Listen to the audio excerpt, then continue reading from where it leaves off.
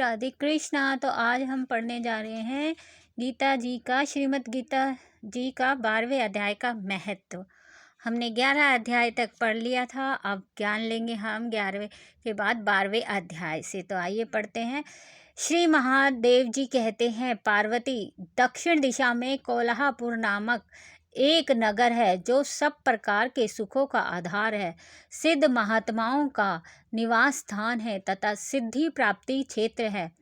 वह पराशक्ति भगवती लक्ष्मी का प्रधान पीठ है। संपूर्ण देवता उसका सेवन करते हैं। वह पूर्ण प्रसिद्ध तीर्थ भोग एवं मोक्ष प्रदान करने वाला है। वहाँ करोड़ों तीर्थ विख्यात हैं। एक दिन कोई युवक पुरुष उस नगर में आया। वह कहीं का राजकुमार था। उसके शरीर का रंग गोरा, नेत्र सुंदर, ग्रीवा शंख के समान, कंधे मोटे, छाती चौड़ी और भुजाएं बड़ी बड़ी थी। नगर में प्रवेश करके सब और महलों की शोभा निहारता हुआ वह एक देव श्री महालक्ष्मी के दर्शनार्थ उत्कट हुआ मणिकंठ तीर्थ में गया और वहां स्नान करके उसने पितरों को तर्पण किया। फिर महामाया महालक्ष्मी जी को प्रणाम करके भक्ति पूर्वक स्तन वन करना आरंभ किया। राजकुमार बोला, जिसके हृदय में असीम दया भरी हो, जो समस्त कामनाओं को देती हो तथा अपने कटाक्ष मात्र से सारे जगत की सृष्टि, पालन और संहार करती है, उस जगत माता महालक्ष्मी की जय हो।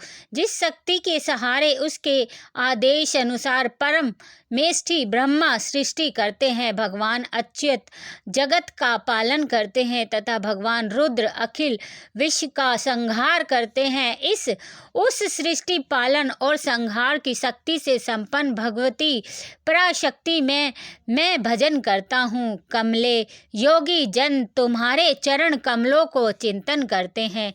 कमलाए, तुम अपनी स्वाभाविक सत्ता से ही हमारे समस्त इंद्रियों गोचरों को, विषयों को जानती हो। तुम ही कल्पनाओं के समूह को तथा उसको संकल्प करने वाले मन को उत्पन्न करती हो। इच्छा शक्ति, ज्ञान शक्ति और क्रिया शक्ति, ये सब तुम्हारे ही रूप है।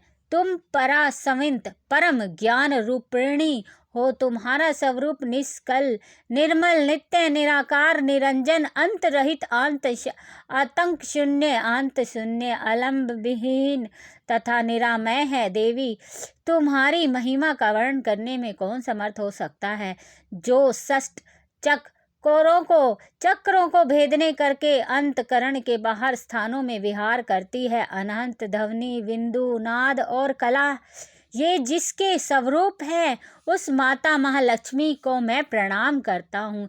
माता, तुम अपने मुख रूपी पूर्ण चंद्रमा से प्रकट होने वाली अमृत राशि को बहाए करती हो। तुम्हारी परा पश्यंती, मध्यमा और वेखरी नामक वाणी हो। मैं तुम्हें नमस्कार करती हूँ। देवी, तुम जगत की रक्षा के लिए अनेक रूप धारण किया करती हो। अंबिके, तुम ब्राह्मी हो, वैष्णवी हो, महेश्वरी शक्ति हो, वाराही हो, महालक्ष्मी, नरसिंहा हो, इंद्री, कुमारी, चंडिका, जगतों को पवित्र करने वाली महालक्ष्मी, जगन माता, सवित्री, चंद्रकला तथा रोहिणी भी तुम ही हो। परमेश्वरी, तुम भक्तों को मनोरथ पूर्ण करने के लिए काल तक सम्मान हो। मुझ पर प्रसन्न हो जाओ। उसके इस प्रकार स्तुति करने पर भगवती महालक्ष्मी अपना साक्षात स्वरूप धारण करके बोली, राजकुमार, मैं तुमसे प्रसन्न हूँ। तुम कोई उत्तम वर मांगो। राजपुत्र बोला, माँ, मेरे पिता राजा बृहद्रथ अश्वमेध नामक महान यज्ञ का अनुष्ठान कर रहे थे। वे देव योग से रोगग्रस्त होकर सर्वगामी हो गए हैं। इसी बीच में यूप में बंधे हुए मेरे यज्ञ संबंधी घोड़ों को, जो समूची पृथ्वी की परिक्रमा करके लौटा था, किसी ने रात्रि में बंधन काट कर कहीं अन्यत्र पहुंचा दिया है। उसकी खोज में मैंने कुछ लोगों को भेजा था, किंतु वे कहीं भी उसका पता न पाकर जब खाली हाथ लौट आए तब मैं सब ऋत्विजों से आज्ञा लेकर तुम्हारी शरण में आया हूँ। देवी, यदि तुम मुझ पर प्रसन्न हो तो मेरे यज्ञ का घोड़ों का मुझे मिल जाए, जिससे यज्ञ पूर्ण हो सके। तभी मैं अपने पिता महाराज का ऋण उतार सकूंगा। शरण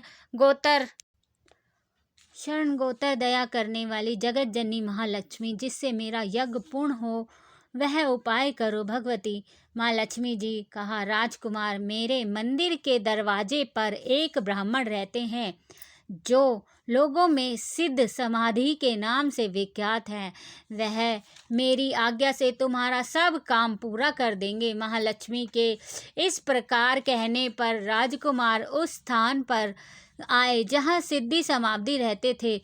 उनके चरणों में प्रणाम करके राजकुमार चुपचाप हाथ जोड़ खड़े हो गए। तब ब्राह्मण ने कहा, तुम्हें माता जी ने यहाँ भेजा है। अच्छा देखो, अब मैं तुम्हारा सारा अभीष्ट कार्य सिद्ध करता हूँ। यों कहकर मंत्रवेता ब्राह्मण ने सब देवताओं को वहीं खींचा। राजकुमार ने देखा, उस समय सब देवता हाथ जोड़ थर थर कांपते हुए वहां उपस्थित हो गए। तब उन श्रेष्ठ ब्राह्मण ने समस्त देवताओं से कहा, देवता, इस राजकुमार अस जो यज्ञ के लिए निश्चित हो चुका था, रात में देवराज इंद्र ने चुरा कर अन्यत्र पहुंचा दिया है। उसे शीघ्र ले आओ। तब देवताओं ने मुनियों के कहने से यज्ञ का घोड़ा ला कर दे दिया। इसके बाद उन्होंने उन्हें जाने की आज्ञा दी। देवताओं का आकर्षण देखकर तथा खोए हुए अश्कों को पाकर राजकुमार मुनि के चरणों में प्रणाम करके कहा, महर्षि, आपका यह सामर्थ्य आश्चर्यजनक है। आप ही ऐसा कार्य कर सकते हैं, दूसरा कोई नहीं। ब्राह्मण, मेरी प्रार्थना सुनिए। मेरे पिता राजा बृहद्रथ अश्वमेध यज्ञ का अनुष्ठान आरंभ करके देव योग से मृत्यु को प्राप्त हो गए हैं। अभी तक उनका शरीर तपाए हुए तेल में सुखाकर मैंने रख छोड़ा है। साधु श्रेष्ठ, आप उन्हें पुनः जीवित कर दीजिए। यह सुनकर महामुनि ब्राह्मण ने किंचित मुस्कुराकर कहा, चलो, जहाँ यज्ञ मंडप में तुम्हारे पिता मौजूद हैं, चले। तब सिद्धि समाधि ने राजकुमार के साथ वहां जाकर जल अभिमंत्रित किया और उसे उस शव के मस्तक पर रखा। उसके रखते ही राजा सचेत होकर उठ बैठे। फिर उन्होंने ब्राह्मण को देखा, पूछा, धर्म स्वरूप आप कौन हैं? तब राजकुमार ने महाराजा से पहले का सारा हाल कह सुनाया। राजा ने अपने को पुनः जीवन दान देने वाले ब्राह्मण को नमस्कार करके पूछा, हे ब्राह्मण, किस पुण्य से आपको यह अलौकिक शक्ति प्राप्त हुई है? उनके यूं कहने पर ब्राह्मण मधुर वाणी में कहा, हे राजा, मैं प्रतिदिन आलस्य रहित होकर गीता के 12वें अध्याय का जप करता हूँ।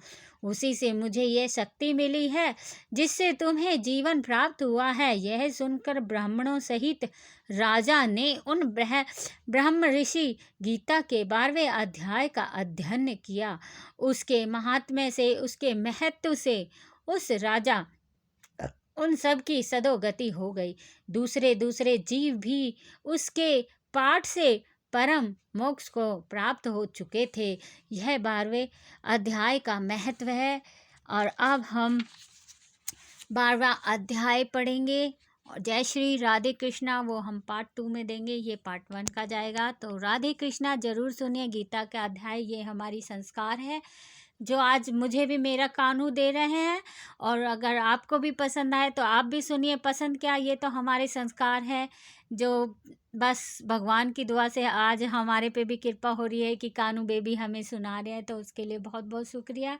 तो आप लोग इसको जितना हो सके सुनिए और दूसरों को भी सुनाइए। और आपके घर में श्रीमद् भगवद गीता है तो आप उसका अनुसरण कीजिए, उसको पढ़िए। उससे जो ज्ञान कान्हू जी देंगे वो आप लीजिए, क्योंकि ज्ञान फ्री में है, कोई पैसा नहीं लग रहा, कुछ नहीं लग रहा, क्योंकि ये अनंत है। कहते हैं ना, श्री हरि कृष्ण और मीराबाई और ये सब कितने बड़े संत गुरु सतगुरु सभी तो कहते हैं कि हीरे मोती ज्ञान के जो कृष्ण नाम के होते हैं गली गली बिखराते हैं। जो चाहो वो आपको मिलता है, लेकिन हम उसकी ओर ध्यान नहीं देते। और परमात्मा तो सदैव सदैव ऐसा क्षण नहीं है कि आपकी ओर नहीं देखते। बस आप ही हो जो उनकी तरफ नहीं देखते, क्योंकि वो तो आज भी आश लगाए श्री हरि हमारे वहीं के खड़े हैं कि आओ मेरे बच्चों, मेरे पास आओ, मैं तुम्हारे लिए हूँ, पहले मेरी तरफ मुड़ के तो देखो, मुझे आवाज़ दे के तो देखो। तो राधे कृष्णा, जय श्री हरि, राधे